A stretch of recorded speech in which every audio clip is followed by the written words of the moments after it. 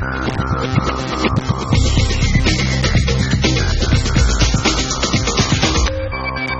and welcome to this special edition of What Women Really Want. I'm Srinivasan and I'm in conversation with the President of Intel Corporation, Renee James. Renee, appreciate you joining us here on CNBC TV 18. Before I talk to you about what women really want, let me talk to you about India. You had a meeting with Prime Minister Narendra Modi. How confident do you feel about the India story on the back of what the Prime Minister had to articulate about the reform agenda, about what he intends to do with the Indian economy? First of all, thank you for inviting me. It was a very nice meeting. Prime Minister is absolutely lovely, and I feel very hopeful about India. I think that his initiatives and his personal engagement on his vision for the future of digital India is quite impressive. Mm-hmm. He's a technology user himself.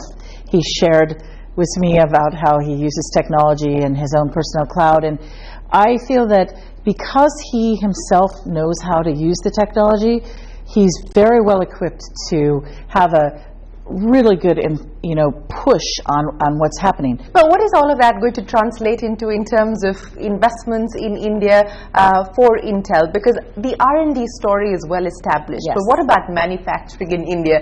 The government has unveiled an electronic manufacturing policy. The minister says that they've managed to get investments worth 19,000 crore rupees. I've been tracking this story for years, and I remember having a conversation with Craig Barrett and talking to him about the possibility of setting up a fab in India. So you can imagine how long this story has gone on for.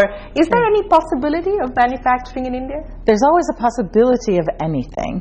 The probability then of it happening sooner rather than later? In the short term is probably close to zero, because we're now in a situation in the semiconductor industry where we have we've all built our capacity for the near-term needs, and any of us, the three large manufacturers in semiconductors right now, probably are most likely to add capacity onto our existing plants just because of the cycle of where technology is today.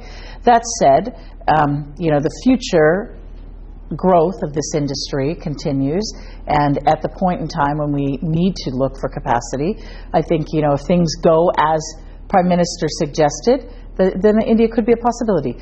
What about R&D and incremental investment into India on account of being able to grow your R&D here? We have made investments in the last year. We just made a $120 million investment in our Bangalore site to continue to grow it. We will continue to grow in India. I believe that, again, the initiatives around infrastructure and clean cities and the education initiatives are quite important, because the talent pool in India is very important to us. The ability to have skilled workers to be able to grow into a tier 2 city beyond Bangalore is important. So a lot of the initiatives that we hear from the Prime Minister are all positive signs for additional R&D growth. So while everything is looking good today in terms of the sentiment having turned as far as the economy is concerned, what continues to worry your team here in India? And I know tax-related issues have been a cause of concern. The infrastructure deficit has been talked about to death, so I won't go down that road. But any specific concerns? IP, because while there has been convergence between the US and India on IP-related issues, it continues to be a challenge. Yeah, I think there are environmental items that we could simplify. Basic things around customs, around the ability to bring in samples, around just easing the doing business, getting permits, just the ease of doing business in the environment are simple things that end up being barriers to projects. I know that Intel has been backing the startup ecosystem globally and specifically in India as well. How excited are you about what you are seeing in the startup scene in India?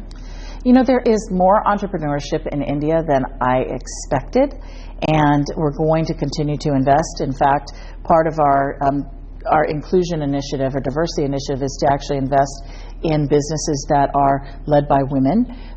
We're going to continue to do that. Okay, since we are talking about diversity, let's address that issue. We're in 2015. The US president has to sign an executive order saying that there should be equal wages for women in the workforce. And everybody talks about diversity councils, about putting women in positions of power and so on and so forth, but Silicon Valley continues to be predominantly male. Over 60 to 70% of the marquee companies that we talk about, the Googles, the Facebooks, the Twitters, are Intel may be an exception because you've got 46%, so you're a little better, but still predominantly male. Is this going to change? Yes, it's going to change because we're having the conversation. So whenever we go through periods of time when we have the conversation, it starts to change because people pay attention to it. I do think companies like Intel coming into the open and talking about it will improve the situation. So you've held out a target that you will have better representation for minorities and women by 2020, and this is a target that you put forward at the CES this year. Do you believe that you are going to be able to achieve that, and how do you get from where you currently are, which is 46%, to the target in 2020? It is hard work, and like all things Intel, we always take these goals and people always say, well, nobody's ever made XYZ work in the world. We've talked about it for a decade, we've never made it work, and then Intel somehow miraculously makes it work. Well, the way you do it is you're going to have to hire more, you're going to have to retain even more than you hire. Yes, we're going to have to do things that maybe be slightly controversial, like one of the things we're doing is we're saying to managers whose budget is full, well, you can have 20 more people to work on that project, but they'll all be diverse hire, all diverse. Or for every diverse hire that you make, you get an additional hire. This is 2015. We've been talking about this issue for a while. The numbers pretty much my entire career. The numbers don't, and you've been here for a while now. That's the right. numbers don't look any better. So it's not gotten better. So is legislation then the only answer? I mean, let's look at what's happening in other parts of the world where we do have legislation and the numbers do look better there. There is better representation. I am not a fan of legislation. I'm a fan of people actually doing their job, right? So one of the reasons I think Intel's taking this path is we're saying, look, step up and do what's right, and yes, we're going to be using affirmative action type techniques internal to our own company, but I'd rather that we managed ourselves than have somebody else tell us how to do it. I have not been an outspoken woman on these topics for a long time. Why not? Well, because historically I always felt like, you know what, I don't want to make this a women's issue. I'm going to, I'll get to wherever I'm going to get to in my career by hard work. Has that been the problem, that women like you have refused to acknowledge the fact that there is a problem in the workplace? I think it has been part of the problem, which is why I changed my mind on talking about it. Because I realized that I had a responsibility to actually say, this isn't okay. It hasn't gotten any better. In my 27-year career in tech, it has not gotten better.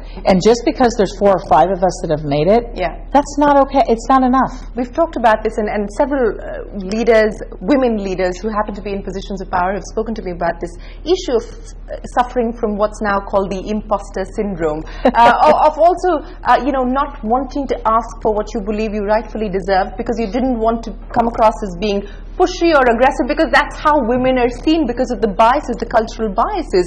A man asking for what he wants is a man asking for what he wants. This business of leaning in, and there's been 2 camps that, Sheryl Sandberg has put the onus on women to ask and demand for more. And then there's the other camp that this gives organizations a cop-out, an excuse to say that, hey, you didn't ask for it and hence we didn't deliver.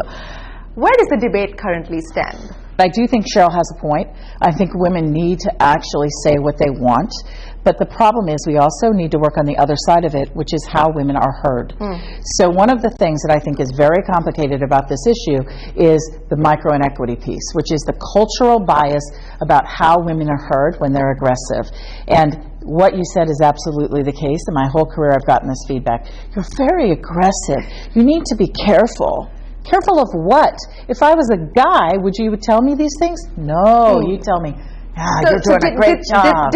What did that do to you when you got that feedback? And I'm guessing that was the feedback from superiors. Yeah, it was. Sadly, no. It actually just made me mad. And so you might say, well, now, okay, you're the president of Intel. That's because... And you're really mad. No, I'm not mad. I'm really happy. But the thing is, I didn't take the feedback didn't work on me the right way. It actually made me say, it must be working. And keep going. But I'm 1 in a million. Most women don't have that reaction. No, we have thin skins. Yeah. Unfortunately. we got to toughen up a little bit. We do have to toughen up. But we have to work on the other side of it, which is how women are heard. Absolutely, and we are going to talk about that and a lot more when we return on this special conversation here on What Women Really Want. A quick break. We'll be joined by Debjani, Ghosh and Kumud Srinivasan when we return, the Intel India chiefs.